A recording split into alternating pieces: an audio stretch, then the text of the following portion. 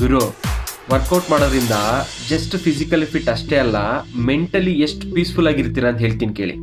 ಯಾರಾದರೂ ಕರೆಕ್ಟಾಗಿ ಕಾನ್ಸಂಟ್ರೇಟ್ ಮಾಡಿದ್ರೆ ನಾನು 2 ವರ್ಷ ಮಾಡಿರೋ ಬಾಡಿ ಅವ್ನು ಜಸ್ಟ್ 3 ತಿಂಗಳಲ್ಲಿ ಮಾಡ್ಬೋದು. ಬಟ್ ನಂದು ಜಿಮ್ಗೆ ಹೋಗೋ ಮೇನ್ ಗೋಲು ಫಿಸಿಕಲ್ ಫಿಟ್ನೆಸ್ ಅಲ್ಲ, ಮೈಂಡ್ ಸೆಟ್ಟು ಮೆಂಟಲಿ ಪೀಸ್ಫುಲ್ ಆಗಿರೋದಕ್ಕೆ. ಎಷ್ಟೊಂದು ಸತಿ ದುಡ್ಡು ಸಾಲದಿದ್ದಾಗ, ಮನೆ ಖರ್ಚು ಜಾಸ್ತಿ ಆದಾಗ, ತಿಂಗಳ ಕೊನೆ ಬಂದಾಗ, ಅಥವಾ EMIಗಳಿಗೆ ದುಡ್ಡು ಅರೇಂಜ್ ಮಾಡದೇ ಇರೋದಕ್ಕಾಗ್ದಿದ್ದಾಗ ಆವಾಗ ಹಳೆ ನೆನಪುಗಳಿಗೆ ಹೋಗಿ ಒಂಥರ ಡಿಪ್ರೆಷನ್ ಆಗೋಗುತ್ತೆ ಗುರು.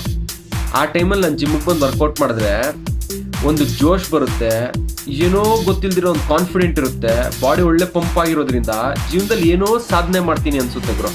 ಆವಾಗ ಈ ಹಳೆ ನೆನಪುಗಳಿಗೆ ಹೋಗಲ್ಲ, ಒಂದು ಪಾಸಿಟಿವ್ ಆಟಿಟ್ಯೂಡ್ ಇರುತ್ತೆ, ಒಂದು ಪಾಸಿಟಿವ್ ವೈಬ್ ಇರುತ್ತೆ, ಮತ್ತೆ ಒಂಥರ ಸ್ಟ್ರಾಂಗ್ ಆಗಿ ನಿಲ್ತೀರಿ ಗುರು.